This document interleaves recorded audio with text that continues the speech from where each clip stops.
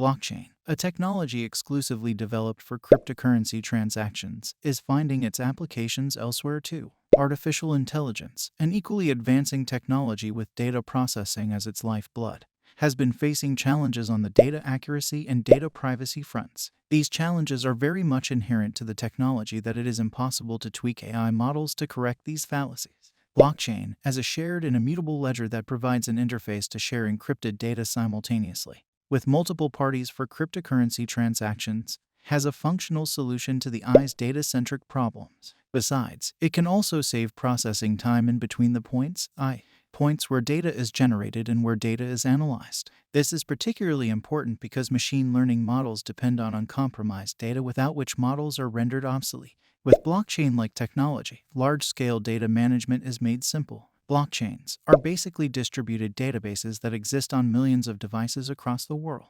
Multiple copies of data are stored to save data from being lost, even in case of calamities. Apart from data-centric issues, AI, for long, has been criticized for its black box operations, a challenge in achieving explainable AI. Blockchain's digital record can offer insight into AI's framework and the origin of the data it is using, building trust in the data and the recommendations AI generates.